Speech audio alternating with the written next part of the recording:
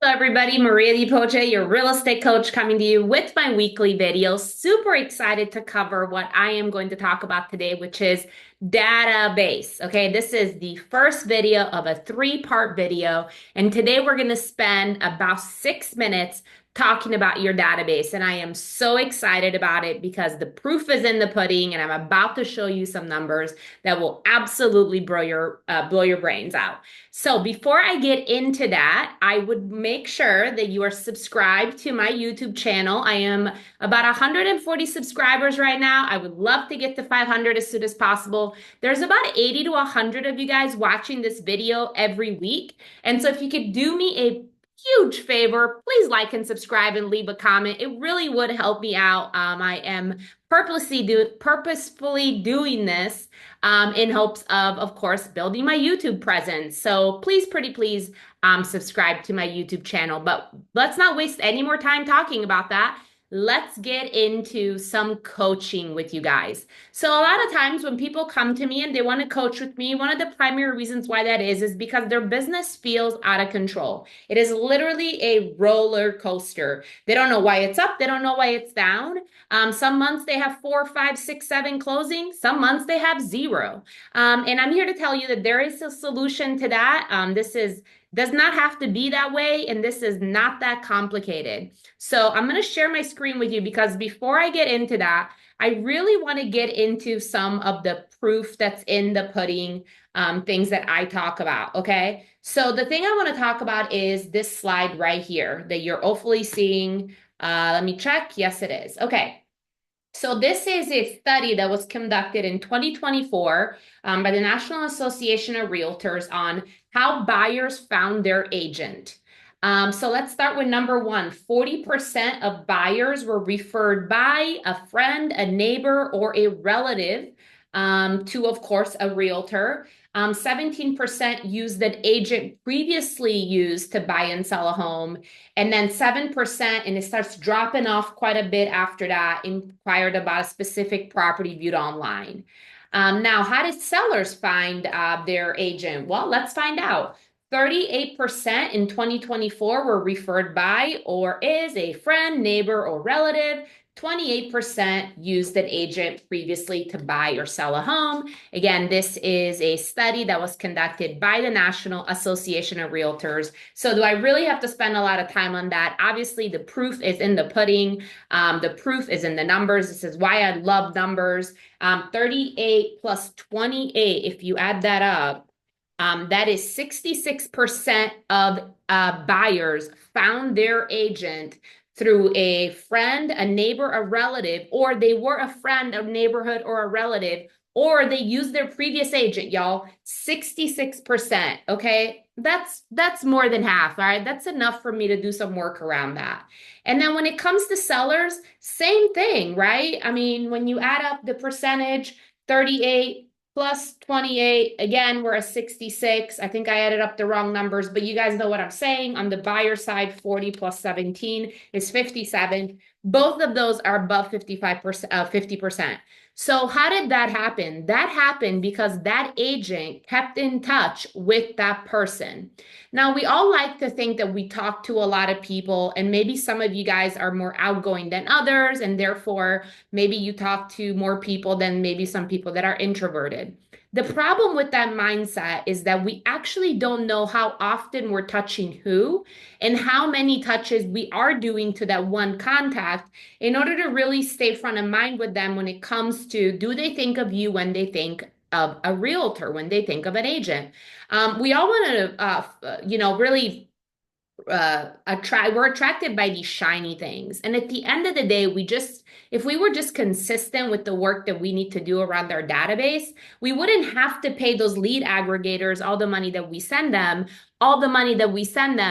to get enough deals to live a life worth living, because I am here to tell you that you only need about 150 people in your database that know you, like you, and trust you for you to make over 6 figures in real estate. 150 people, y'all. If you drop me in the middle of nowhere and I knew nothing, literally just drop me in a city that I don't know, I would get 150 people to be my friends as fast as humanly possible. And within 6 months, I'd have over $100,000 in real estate gross income, right? This is not hard. So let's talk about the database. Number one, we have to get it out of these phones. These phones are not doing anything for us, okay?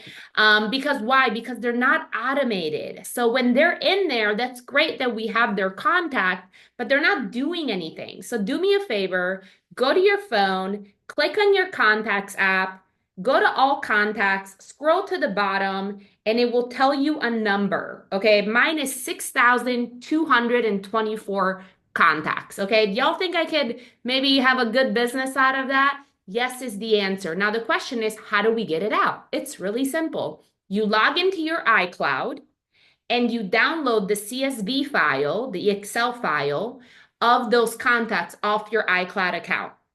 And so it's very simple. Once you have that, now you can go through it, which we're going to talk about the second step that you're going to do with your database, which is once you have the CSV file, you're going to clean it up. Okay.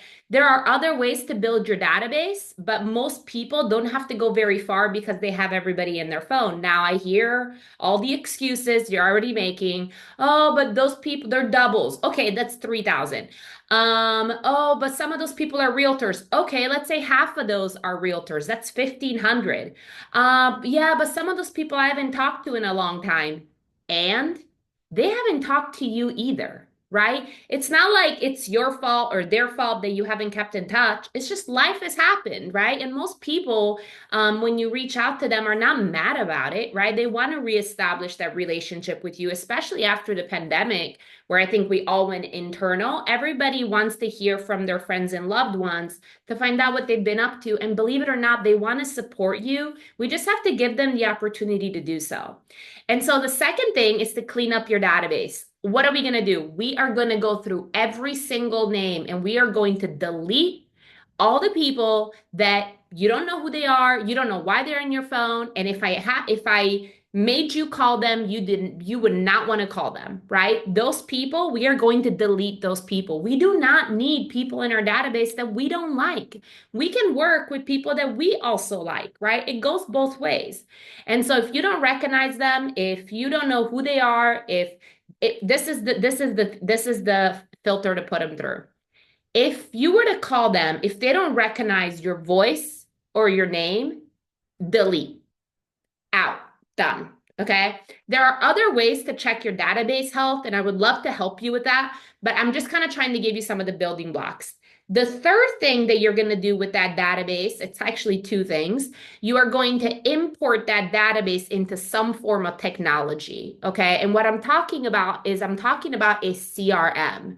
It is not good enough that it's in a spreadsheet. And sometimes I do work with agents, and when they come to me, they have their contacts in a CSV file or an Excel spreadsheet because they have been maybe doing mailings to them. They do postcards. They do, Christmas cards.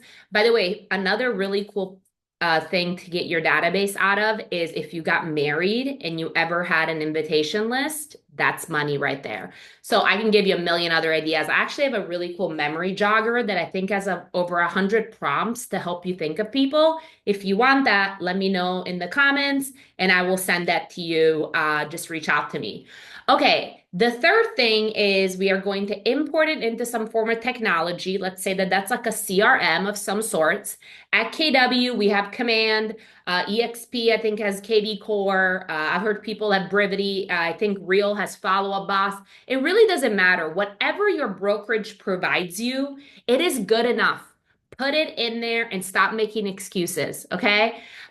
We have to figure out a way to systematize those touches. And if they're not just going to happen by accident, you're not just going to remember to touch base with 150 people once a quarter. That just doesn't happen.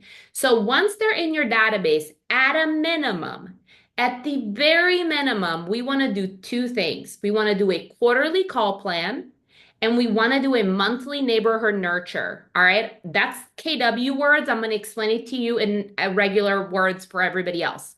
Quarterly call plan is a plan that you put your people on where every day it drops 3 to 5 people in your desktop and it allows you to call through your entire database in 1 quarter. Now, if you don't want to call them, that's okay. It's kind of weird when people call me too. I am in the business, so it doesn't bother me as much, but you can also text them or DM them on Facebook. Fun fact, Facebook has an 88% open rate. So, really good place to find people and connect. The second thing that I'm talking about on Monthly Neighbor Nurture is really nothing hard. It is a monthly touch that they get that tells them what their home is worth and what is going on in their neighborhood. And a lot of different technology does that. Command has it built in, but again, you can do it anywhere else. And then also, like bonus points, gold star, if you can create a monthly newsletter with something that they actually care about, now we're up to 28 touches a year. We got the 12 from the Monthly Neighbor Nurture. We got the 12 from the newsletter. That's 24. And then we're going to do 4 personalized touches. That's 28. And if you want to really kill it, you could do a birthday card, and that's 29. You are supposed to do 36 touches a year. Now, what I've realized is that specifically in smaller towns, you don't have to do as many touches, but that doesn't mean you get to do 0 touches.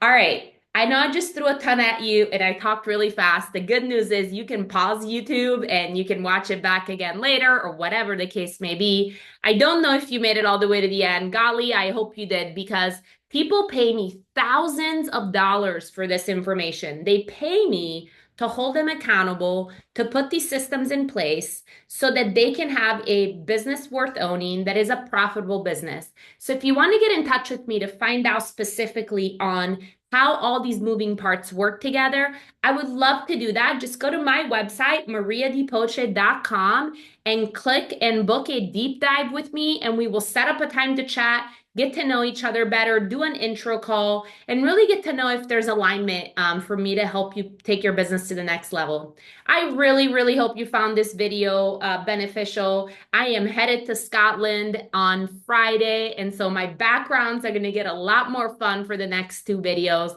The next 2 videos, we're talking about social media, which I am really, really excited about. And so, yeah, log in next week for my social media video. I will talk to everybody soon, and I hope you have a great rest of your day. Peace.